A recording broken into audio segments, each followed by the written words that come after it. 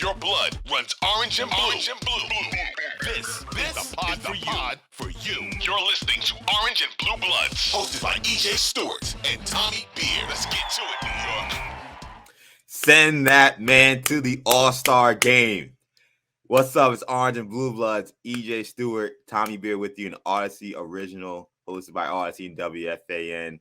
Plenty to get to. We'll be talking about the Knicks win over the Nets, snapping the 9-game losing streak to Brooklyn. We'll also be talking about one of the maybe lesser talked about stories because of how well the Knicks are playing, the struggles of RJ Barrett and what that means for his future on the team. And we will be previewing the Wednesday night showdown between the Hawks and the Knicks. Plenty to get to on this episode of Orange and Blue Bloods. Tommy Beer, how you feeling? We got to get JB to the All-Star game. This is getting out of control at this point. What more does this man have to do? What more does this man have to do? Another brilliant game to watch the and to watch the bromance between the Hart and Brunson develop even more. And Hart playing well with the second unit. A lot to be excited about as Knicks fans are falling in love with this team as we record this pod on Valentine's Day afternoon. Yeah, it's fitting that Josh Hart would have one of his best games, not just as a Knick, but in his career. Day before Valentine's Day is his second game as a Knick against the rival Brooklyn Nets. Fabulous game from him. Awesome to see the chemistry that's building between those guys. So we will be talking about that in just a minute. Again, this is Orange and Blue Bloods, an Audacy original, a podcast you can get wherever you get your podcasts, including the free Audacy app. Make sure you hit the auto download feature wherever you're listening so you can get these episodes whenever we drop. Also, be sure to check us out on YouTube.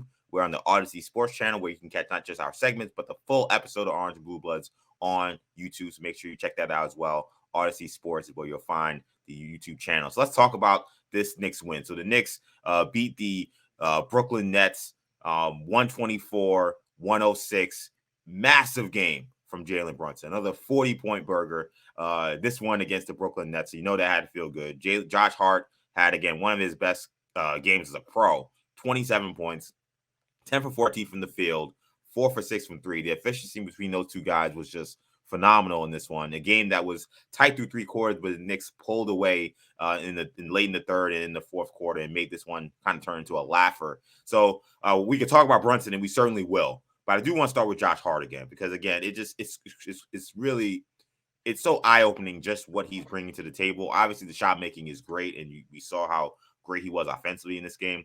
But the energy he seems to just bring when he steps onto the floor is just different when he's on the bench. And it seems like it's starting to become infectious, his play. How and why has Josh Hart meshed so well with this team thus far? Because I think that this has gone as good as anybody could have expected for the first 2 games. Yeah, certainly. I mean, I think we all were expecting good things out of Jalen Brunson and, that he would play well. He has exceeded those expectations.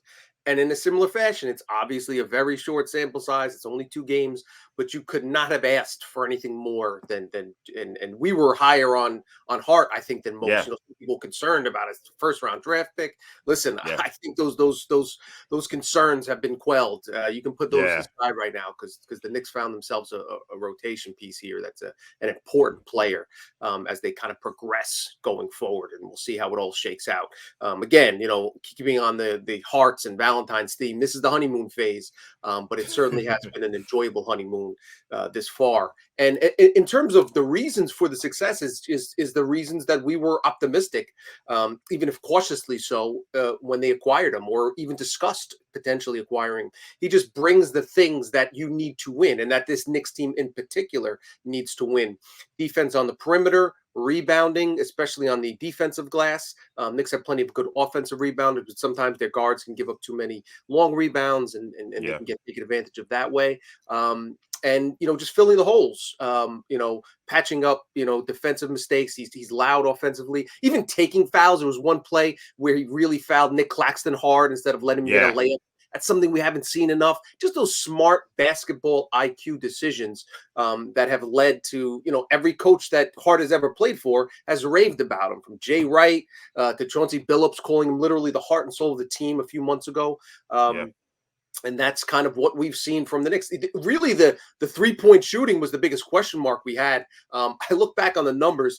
Over his last 15 games with Portland, he was 8 of 40 from downtown. Wow. He's 6 of 9 for the Knicks. So I don't know how excited or sustainable that aspect is, but he's been a solid, basically league average 3-point shooter. So you don't expect him to shoot 50% anywhere close from downtown. But if he can make 37%, 35%, something in that range, he certainly can keep defenses honest. At least he's not somebody unlike a Ben Simmons where you can forget about him on one half of the court. And we can talk about that as well if we want to press some Nets fans. But yeah, just everything that you hoped Hart would bring to the table, he's done that and some more. Yeah, I mean, I thought that he sets the tone. To me, he always sets the tone with his physicality. So I think that when you mentioned the fouling on Nick Claxton, who we know struggles at the free throw line, kind of just setting the tone for when he sets on the floor. Like, Knicks started this game pretty well because Brunson was just red hot again.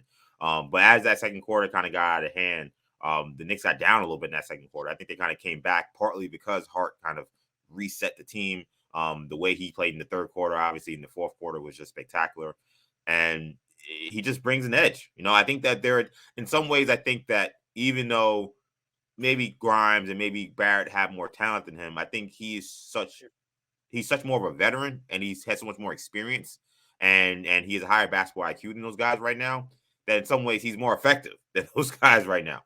So when you're playing with other good players, because he's playing next to Randall, he's playing next to Brunson, he thrives playing next to those guys. And then when he's playing with the backup guys, whether it be a Toppin, whether it be a Hartenstein, it seems like to me he's lifting those guys up in terms of how they're playing as well. Hartenstein was plus 29 in the game last night. He made all of his field goals. He was exceptional in the game as well. Emmanuel quickly in just 28 minutes, 14 points, 4 for 8 from 3.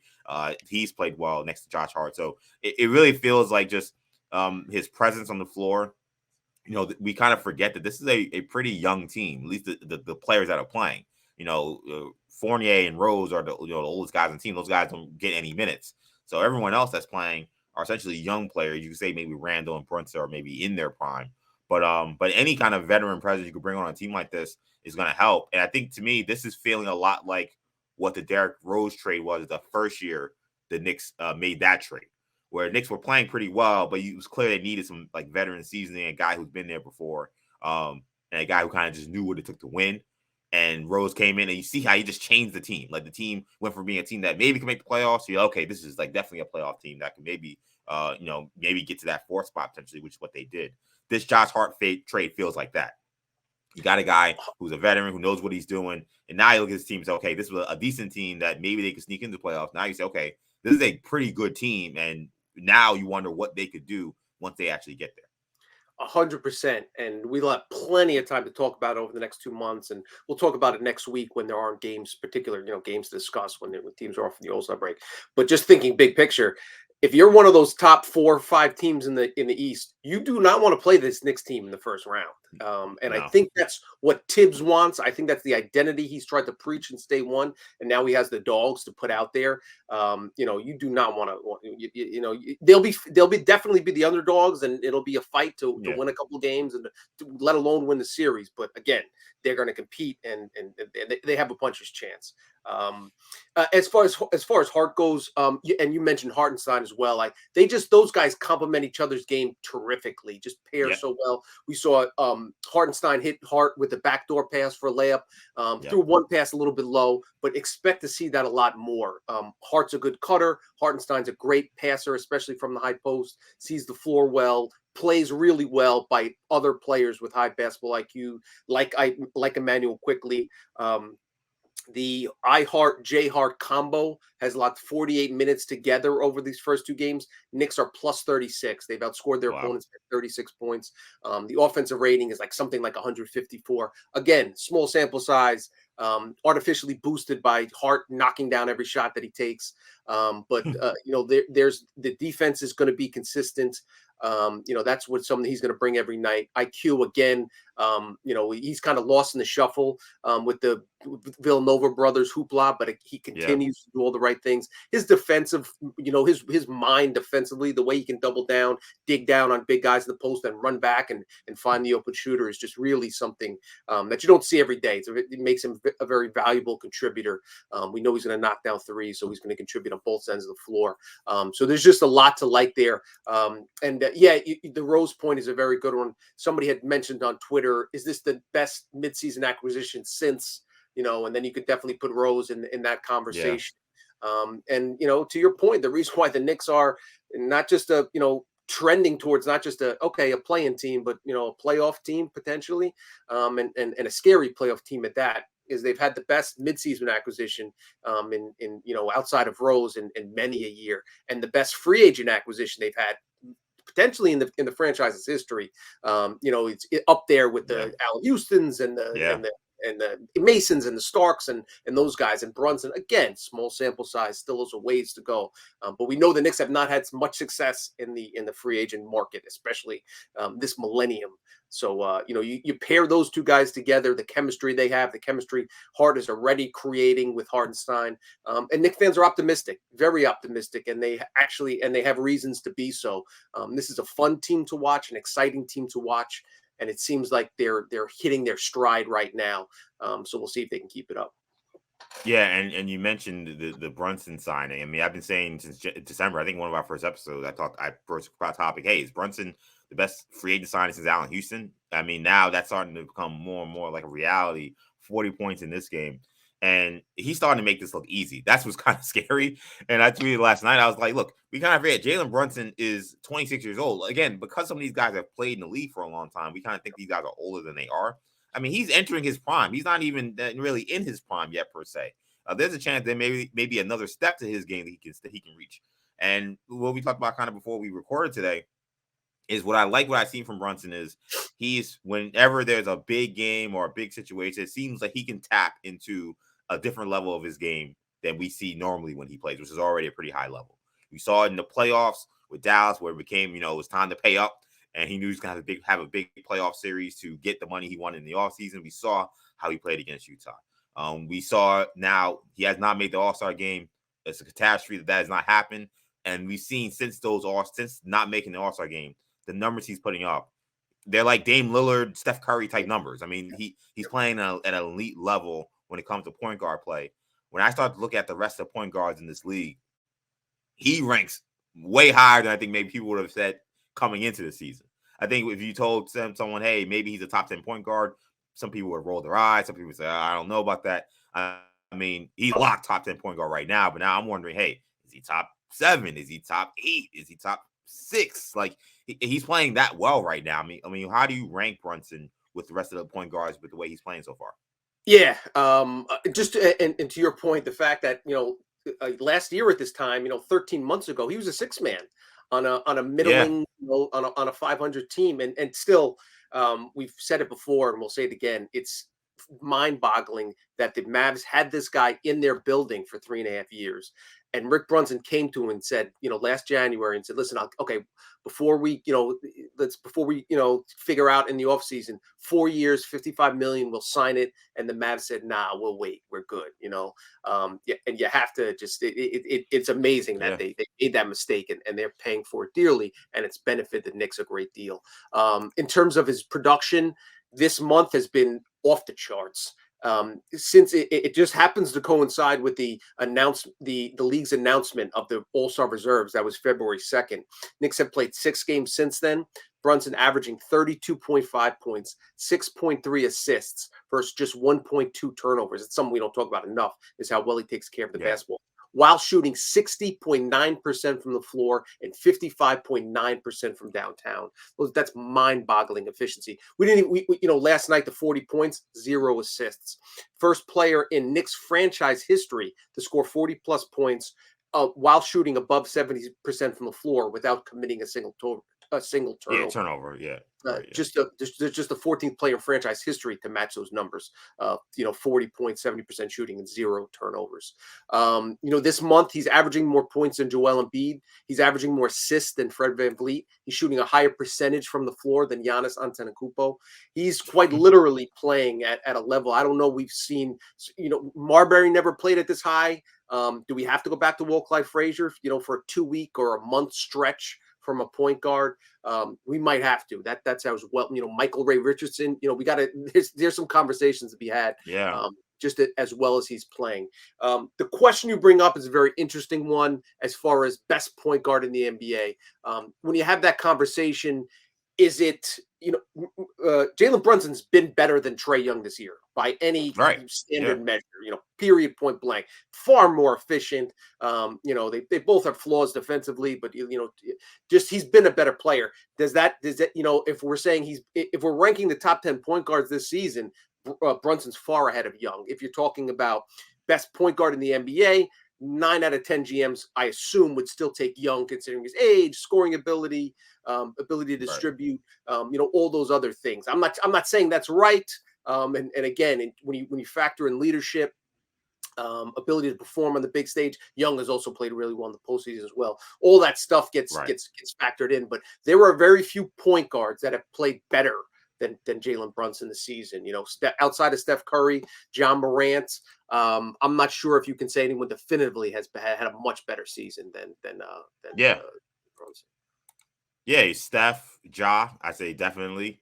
But then it starts to really kind of hem and haw the next guys. I mean, okay, Kyrie Irving. I mean, statistically, you could say yes. Okay, maybe I give you him.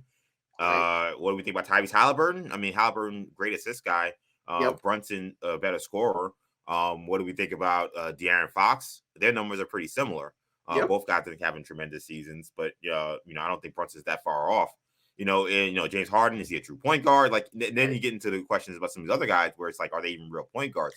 Brunson to me, definitely a top 10 guy. And I agree. I think he's had a much better season than Trae Young this year.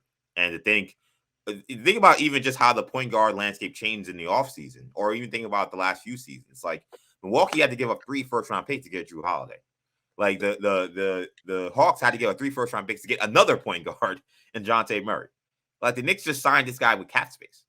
And then they traded some guys that were filler contracts and second round picks that they had to clear the cap space. That's it. They didn't give up any massive assets for a guy that's averaging 30 something points a game for the last month of the season. Like, I mean, this is a absolute coup by the New York Knicks. The fact that this doesn't get talked about enough is crazy. And the contract they signed him to, my assumption was they would have like $125 million, which it makes them a middling team. Again, I certainly didn't expect this from Brunson, but the fact that they got him for essentially $100 million, I think he's the 17th highest paid point guard or 16th in the league this season. When you add that value on top of the production, it really is stardom. Yeah, I mean, he's a star. I mean, that's all good. I mean, we talk about, when the Knicks are going to get a star player, and we know they need a real superstar. And I'm not saying Brunson's there, but I mean, they signed a star player this offseason. That's why he should be an all-star, and we'll see what happens with Jaylen Brown and whether or not he plays. If he doesn't play, I would think Brunson would be the next man up. But again, who knows what Adam Silver's going to do? But it was crazy. And it's funny because the last game, we talked about it in the podcast we recorded yesterday that, because the Nets essentially didn't really have much defenders in the backcourt, that maybe this is a game Brunson gets off. You don't have to worry about Kyrie as well. And here you go, 40-point burger against Brooklyn, and the losing streak's over. And the other thing we talked about is the Nets are going to might put their best defensive player on Brunson. They put Mikal Bridges on him, who's universally regarded as one of the elite perimeter defenders in the NBA, if not the best. So for Brunson to do that against his former buddy, I'm just looking at the point guard list. Luka Doncic, obviously better than Brunson. I don't know if you want to consider him a point guard. Yeah, I hate calling those guys point guards. Like, to me, he's a guy who brings the ball up the court. But I don't call him up. He's not a point guard to me. But I agree. LeBron, basically runs the point for the Lakers. He's not a point guard. Dame Lillard, obviously in the conversation. Chris Paul, Brunson's had a better year than Paul, more durable, obviously. Drew Holiday, better two-way player if you want to factor in defense, etc. Darius Garland's having a good season for the Cavs. Could certainly make a case. Yeah, those are the names you're going to get in the conversation. But again, Have any of those guys played definitively better than Jalen Brunson? It's hard to argue that Right. they've clearly, are a step above based on production during the 2022-23 NBA season. Yeah, some of these guys to me, it's just their name and their stature, what Yes. they've done, Yes. previous seasons. Like we Yeah. know some of those guys are superstar players, star players, but when you look at production, what they've done this season, there's not a lot of point guards you can say are better than Jalen Brunson. I mean, to me, like I said, if I'm ranking him, I think he's finding a way in my top 10 easily. Yep. Oh, Now, no, where does he please. go No beyond? question. Where he goes beyond that, I mean, I don't know, but I would think he'd be somewhere around the 7 or 8 range the way he's playing. I mean, the Knicks are getting Agreed. absolute tremendous play from him. I mean, you did talk about the Nets real quickly, and watching this game, this was an interesting game in terms of just like how everything worked out in terms of this is and they look Knicks may blow these guys out early. Then the Nets kind of had a really good second quarter, especially Dinwiddie was really good. Then the Knicks pulled away in that second half, pretty much dominating them the rest of the way. I said in the last podcast this was not a Nets team I worried about in regards to them Knicks being able to catch them in the standings.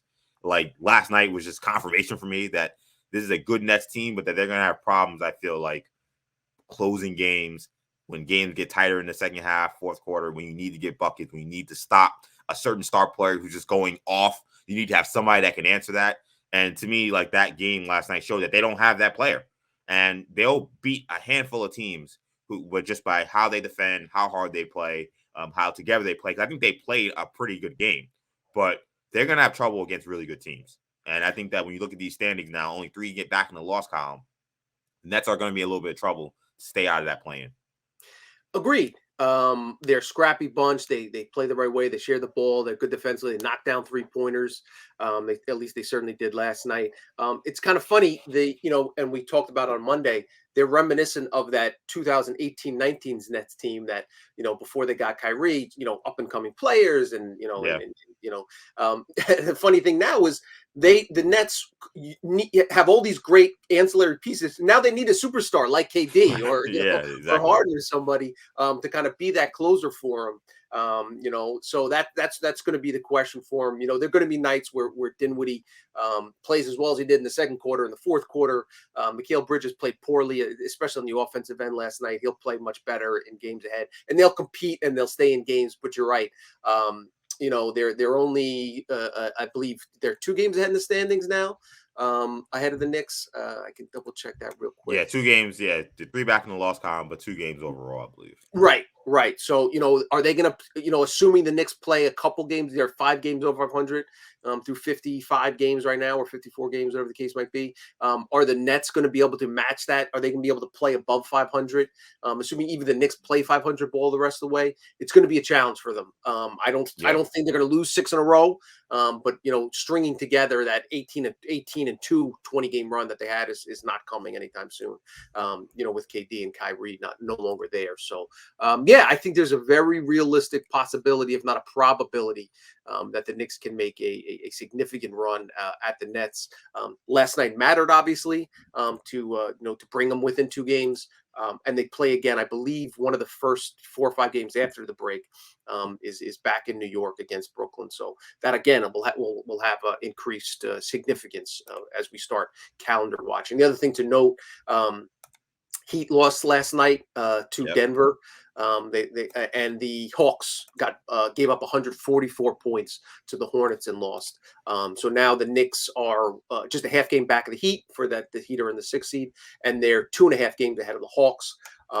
Wednesday night, Knicks will travel to Atlanta for that final game before the All-Star break. If the Knicks could somehow, go into the All-Star break on a real positive momentum and beat Atlanta, they'd be 3.5 games ahead of the Hawks in that 7th and 8th spot. Going into the All-Star break, potentially tied for 6th, depending on how Miami does these next couple of days. So certainly reasons for Knicks fans to be optimistic. Yeah, all good news right now for the Knicks, except for one thing. And let's talk about it right now, because we do have to talk about it. The Knicks had a feel-good win against the Nets, snapping that 9-game losing streak against Brooklyn, but it was a no-show for one of their key players. RJ Barrett had just 4 points in 24 minutes. To me, he didn't look like himself at all, and he hasn't looked like himself lately. The addition of Hart seems to have even further exacerbated, that's the word, just how poorly he's been playing of late. is it time to be worried about Barrett, Tommy? Because I've been one who's often kind of pushed back against concerns about RJ. But I mean, last night was kind of alarming. I mean, he just didn't look like he had it at all. And considering how much he's been struggling of late, what did you make of what you saw from him last night? Yeah, I mean, I hate to beat this drum, but I've been beating it for a little bit now, and I think there's definitely cause for concern. Obviously, it wasn't just last night. Over his last 5 games, shooting 34% from the floor, 64% from the free throw line, 30% from downtown. Worse than that is defensively was again, didn't look engaged, didn't look it. The crazy thing Yeah, is now you see the contrast when Hart comes in the game, and you see the way he plays both ends of the exactly. floor. Before it's almost not as noticeable if you just see a sort of pretty looking girl, but Yeah, then you put her next to a supermodel, you're like, oh my, the contrast, is yeah, stark, yeah, and that's what we've seen. And I wrote about it last week. Going back basically to the start of January, the Knicks have been, he's had by far the worst plus minus on the Knicks, one of the worst in the entire Eastern Conference, just in terms of his the Knicks getting outscored when he's on the floor. It was minus 84 last time I checked, in a 15 game sample size. So those are alarming numbers. The efficiency isn't great, and again, the one thing you could rely on RJ to do was, at least give effort. It just hasn't played with that same level of spark. I don't know if he's dealing with a nagging injury. I don't know if there's something going on off the court. But this certainly isn't the Barrett we saw last season, especially the second half of last season. When he was yeah, essentially a 25, 5-and-5 guy, shooting 40% from three. That just isn't there. The one thing we've always credited with Barrett has been his ability to bounce back, whether it's a bad first half and play well in the fourth quarter, or a bad 2 months of the season, then play well for 2 months. The inconsistency is maddening, but at least he has that bounce back ability. We'll see if they can at least if he can get back on track, because if he doesn't, he's going to lose a lot of minutes, and it's only going to and EJ, I said it the moment the day of after the Josh Hart trade. I said I don't want to look too far ahead, but if this could be a situation where this could be the first thing that leads to the domino falling of the Knicks trading RJ Barrett. yeah, And I'd be lying if I didn't say over the last couple of days, if the Knicks had traded Barrett and say Grimes and draft picks for Donovan Mitchell, a Brunson, Mitchell, Hart, Randall, Mitch, Rob lineup would be pretty fun to watch nowadays. Again, that's spelled you would. milk. And we don't want to look too Yeah, maybe they don't, if they trade Mitchell, maybe they don't have the first rounder to trade to get Hart. But that is again, true. when you have a guy like Hart, who's that Swiss Army knife, and he fits in so well alongside Randall and Brunson. RJ's flaws are even more, are showcased, and they stand out that much more when you have a guy like Hart. Well, again, RJ was -7 in 25 minutes in a game the Knicks won by 18 points last night. Hart was plus Yeah. 23. That's something we could see happen more and more going forward. And if that continues, you're going to see RJ's minutes dip while Hart's minutes continue to increase. Yeah, and RJ, it's important to know RJ, I think in the fourth quarter had went back to the locker room for a period of time. So it's funny. My dad texted me. He noted that he thought maybe RJ was wearing some kind of back brace. He thought he saw through his uniform, so maybe it's a back issue. Who knows? But something is not right clearly with Barrett. And yes, it is concerning at this point, because to me, when I think of RJ, like one of his best attributes is that, like, to me, he's almost like an innings eater in baseball. Like he can play like any amount of minutes, and it might not be the most efficient minutes, but like he'll put up the volume of points and production you need for him to stay on the floor. If his minutes are going to come down, he's going to be this inefficient, that his value as a player decreases mightily, and like Yes. last night was a great example. He only plays 24 minutes. He only gets you 4 points, 8 shots. He didn't have the time. Like typically, because he plays 40 minutes, he could have a terrible 24 minutes and still end up with 25 points. Because he may rattle off the next 7 baskets he may make, and then that's it looks like his game's pretty good. If he's not going to have those opportunities to have those kind of games, he's going to have to be way more efficient and come out of the gates a lot stronger than he has throughout his career. So that's alarming. The best thing you can Yeah, say about RJ over his first 3 seasons was his production total. He's the first yeah, guy under the age of 23 to have 1,000 points and 500 rebounds and 500 assists, and those were counting. He just piled up counting stats. And the pushback against other folks was, yeah, he does that because he plays a ton of minutes and he gets a ton of shots, and he's been in a situation where they need him to get shots, and they've been a bad team, so there's yeah, plenty of rebounds. Again, you're 100% right. If those minutes, his per 48-minute production was never impressive. That's why his PR and his VORP and some of those wards, some of those other advanced statistics. He was at the top of his draft class in terms of total points and total rebound. Near the yeah. top 5 and all those, and number 1 in total minutes. Now, if you look at those other advanced metrics, he's 15th, 16th, middle of the pack. If he doesn't have those minutes to compile those numbers, it spells trouble for RJ and the team. And it's something I kind of noted earlier in the season, but I'm gonna say it again and say it more forcefully. Uh, RJ Barrett, assuming he's back on the team next season, he needs to come back in maniacal shape. I think that if there's one thing I will say about him, and now he does play a lot of minutes, so it suggests that he's in pretty good shape. But you see him dying on some of these screens. You see him, kind of not having the attention to detail. There are times when he's going under on Spencer Dinwiddie, who's a clear shooter, like guy who's going to pull up from 3. And one time he missed, but then it forced Hart to run after a rebound that shouldn't have happened, and they ended up getting the ball to somebody else who hit open 3.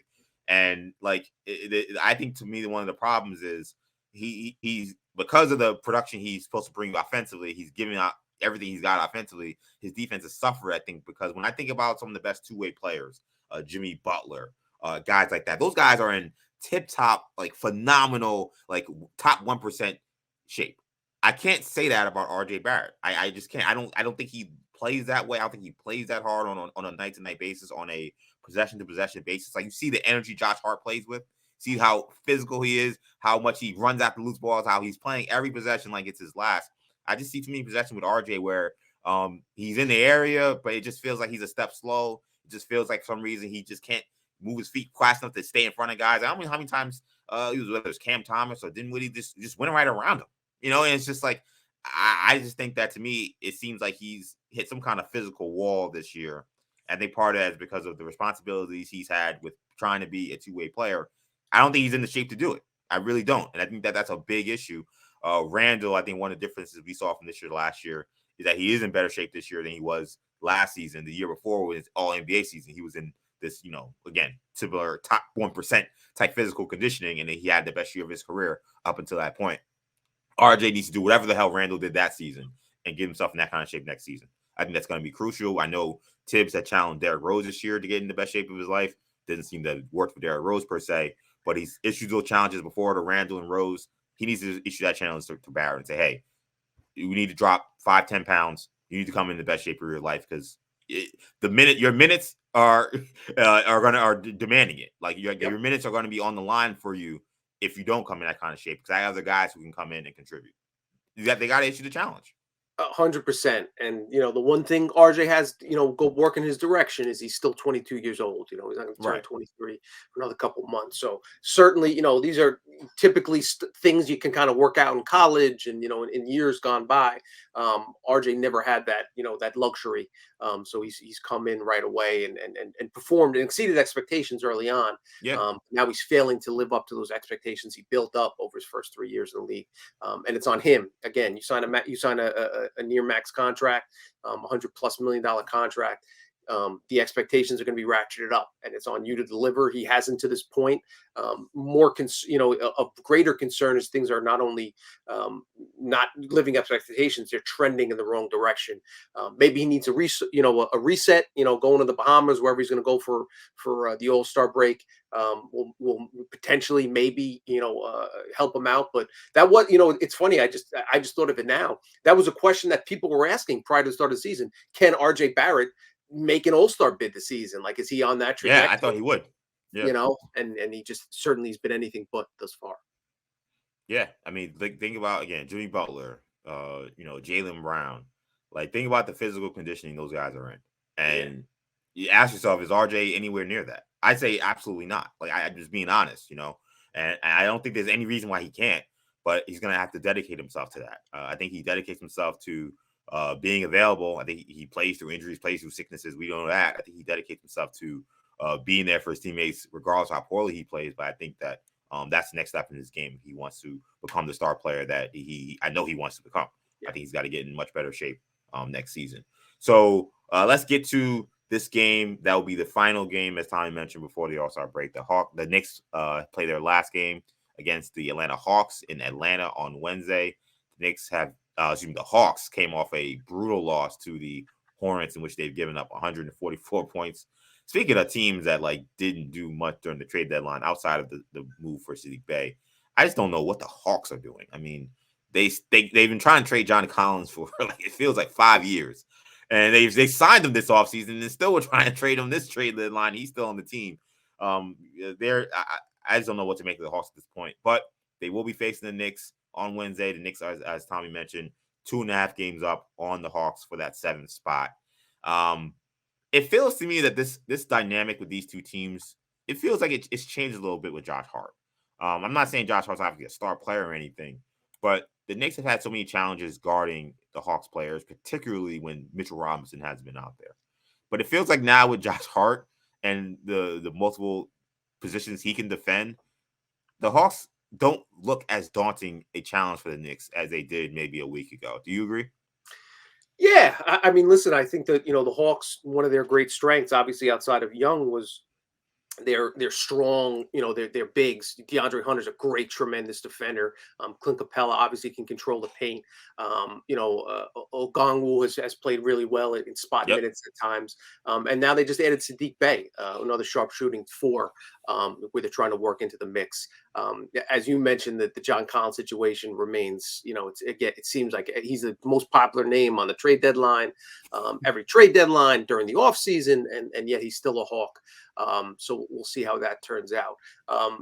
As far as matchups are concerned, Hart also helps, but I think that the greatest advantage the Knicks have, certainly in years gone past, is they make the Hawk guards, particularly Trae Young, work defensively. And that's the thing that they weren't able to do when Elfrid Payton started the first 2 games in that Hawk series, inexplicably so. Now you have Jalen Brunson, even though Murray's, you assume Murray's going to get most of the minutes. He's going to start on guarding him, but again, Brunson is very adept at running pick and roll. So him and Grimes should run plenty of pick and rolls and switch off and make Trae Young switch on to Brunson and have Brunson put Trae Young in the torture chamber every opportunity he gets. Get him to foul trouble, make him work on the defensive end.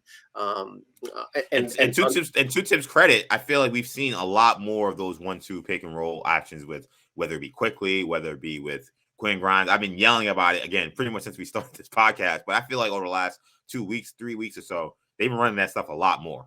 Agreed. And especially with Hart on the floor, I expect you can see it additionally, because Hart's a good role guy, a role player. We know he can finish well around the basket. We know he has a sharp basketball IQ. And we know that those two guys have chemistry. They've been playing together for, 6 or 7 years, for a few years together, and now they're reunited. So there's, I mean, all things considered, I'll be interested to see what the spread is in this game. And it's in Atlanta, but, that's never a strong home court advantage. This is a game, again, Knicks, the hardest thing, and coaches will always tell you, is to keep guys hungry when you experience some success. So the Knicks, but Tibbs is, one of his strengths is keeping teams motivated. This is the last game before the break. They want to enter on a positive note and kind of continue this momentum, because they are, a season high number of games above 500 now. Can they close this? We talked about Knicks potentially, 4 games ago. Can they get to the All-Star break 2 and 3 weeks ago? Can the Knicks get to the All-Star break above 500? Now you want to get greedy, and now you want to put those wins in the win column, and make them stand up. Because if you want to establish yourself as a playoff team and not a playing team, these are the games you want to take care of. Yeah, and when you look at this matchup, I mean, the Hawks have had a tough time defensively for a lot of the season, and they had a tough time against the Charlotte Hornets a couple times this season. It's not the first time the Hornets put up a lot of points on them this year. So the Knicks offensively, the last 2 games since they added Josh Hart, they've been awesome on that side of the ball. I mean, they've been extremely efficient. They've put up a big number of points, 124 last game, 120 plus against the Jazz. So I think that Knicks will be able to score against this team. And if they're able to do that, that will definitely keep them in the game. And I think, again, their ability to defend will be just a lot stronger with Josh Hart. I mean, Deuce McBride's a good defender, but he's so small. He doesn't give you really much switchability. He doesn't give you much versatility other than being able to guard his position. Josh Hart can guard probably 3 positions. So the Knicks, I like this matchup. And when we think about, if the Knicks aren't able to get into that top 6 spot for whatever reason, the Hawks, I think, are likely to be a team that they will face in their playing situation, whether it be in New York or in Atlanta. And like I said before, I think that, not that I'm welcoming a matchup with Trae Young because of how he's played against the Knicks in the past in the postseason, but it just feels like this Knicks team with Mitchell Robinson coming back, and assuming he comes back healthy, they'd be in a pretty good shape. I would feel good about the Knicks facing the Hawks in that kind of matchup. It's the other thing we haven't talked about last couple of pods is the Knicks are doing this without their starting center. And Exactly. Sims is, you've seen a lot of, you've seen diminishing marginal returns from Sims minutes. Much like Barrett, he was minus 11 in his 24 minutes last night. So he's really given the Knicks nothing, next to nothing on most nights. You replace that with a guy who was their best defensive player over the first half of the season. There's a lot to like there. Obviously Hardenstein has played more minutes than Sims. And he's played much better. So it's kind of offset each other. But if you can go 24 minutes of Mitch Rob and 24 minutes of Hartenstein, this new, Hartenstein version 2.0 that's been so effective, that's solid 48 minutes of center right there. And then you introduce Hart into the mix. Hart, you closing a closing lineup with Hart and Mitch Rob, and either or IQ and Grimes, like those are good defenders. You can put 3 or 4 very good defenders on the floor along with Brunson and Randall. There's again reasons to be excited. We have to see it play out. We have to see Mitch Rob come back healthy. He still hasn't been cleared for full contact. We found that was reported yesterday, but he's ramping up, progressing, heading in the right direction. They're obviously going to err on the side of caution. But then even when he gets back, he has to stay healthy, which is never given with Robinson. But you factor his defensive capabilities and his ability to dunk and take the top off of defense. There's another reason why Knicks can envision potentially securing that 5 or 6 seed. Yeah. And then, when you look at the Hawks, as in terms of where they stand, the Knicks are trying to hold off from them catching them at some point. Again, Knicks had a big boost last night, winning, and the Hawks losing. I don't know. Like I was not high on the Hawks coming into this season because I thought that the Eastern Conference was strong and too strong, despite them adding DeJounte Murray. In some ways, I think this has gone a lot worse than even I thought it would be for the Hawks. Like I thought that they would, they'd be around 7 or 8, but I thought they'd be much better. I thought they'd be well above 500 at this point. It just feels like they're kind of in a team in no man's land now. I know that there was this attitude that the Hawks had this, big ceiling because they went to the conference finals a couple years ago. But when you look at them now, I don't really see where this big margin for growth is. I mean, maybe it's pairing Murray and one of these other younger guys for another star player. But just in terms of just where the Hawks stand, do you see them being able to catch the Knicks, and also just where they stand just kind of in the NBA and their chances of eventually making another run in the postseason? I don't know I agree with you. I don't know what to make of the Hawks. There's clearly everyone's not on the same page. There are reports of beef between Young and the head coach, and he sits out a game. And, that's a situation they're going to have to figure itself out in the offseason. And I'll give you a guess as to who the team gets rid of the head coach, the once in a generation point guard who averages 25 and 15 on a bad night. But then the question is, and I heard somebody talk about it randomly on NBA radio, I think it was yesterday, if the Hawks ever consider trading Trae Young, given the fact that they have DeJounte Murray and they're, he doesn't fit, might he demand to trade it? Could he? I assume the only way they would consider trading him is if he asked to be traded. And then somebody mentioned Brooklyn as a potential landing spot. He has that kind of big city. You could see him as a big city guy. Yeah. He's a big ticket draw. The Nets have. I tell you what, if you want to get that Knicks and Nets rivalry back off, that would be the move to make if you were Brooklyn. Bring Trae Young, right. It just makes sense. I assume I could definitely see Brooklyn loving, and they should. They should do everything to get him. And then you pair him with Mikal Bridges and Claxton, defenders. But then the Nets, obviously. a lot of people say now the Nets have all this draft capital. They do have a bunch of picks. They obviously got from the Suns, unprotected picks, and all the second rounders from the Bucks. But remember, the Rockets control the Nets draft too, Exactly. which really hurts their ability to make trades. But if there should ever be a case where Trae Young gets put on the block, there was that discussion to be had that the Brooklyn would be one of the places that would make sense just in terms of fit and big city and they would obviously pay him, and he seems like a guy that would want to play in New York, and obviously the rivalry with the Knicks would be a natural fit, and he would sell seats too, which is something that certainly matters to Brooklyn. Oh yeah, because that arena is gonna lose a lot of season subscribers. Season. But that's neither here nor there. Kind of big picture. I think this is going to be a big off season for the Hawks. They got to decide what to do with Collins. They got to decide what to do with the coaching staff. They got to decide, whether Steve Bay is a guy that they're going to commit to long term. Okongwu and Clint Capella. They kind of face a similar situation as the Knicks do with Obi Toppin to find him enough minutes. Because he'd be a starting 4 or 5 on a lot of teams. So we'll see how it goes. And just as far as Wednesday night, they're still trying to figure their pieces out as well as the Knicks. But again, they certainly don't seem to have the chemistry and the cohesion that the Knicks have shown of late. So, maybe the Knicks will have that going in their favor. But as far as the playoffs are concerned, I would prefer not to play Trae Young in a winner-take-all, 7-8 game, where your season's on the line. I think the Knicks would be favored. They rightfully so. They have the pieces to keep him in check. You can throw Hart at him. You can throw Grimes at him. You can throw IQ at him, and certainly make them work. But they have some other solid players that can scare you. But there are no easy outs once you get into the top 6 or 7 teams. And that's why it's so important from a Knicks perspective to try to secure one of those top 6 spots, so you're not in that life or death situation for a game or two at the end of the regular season.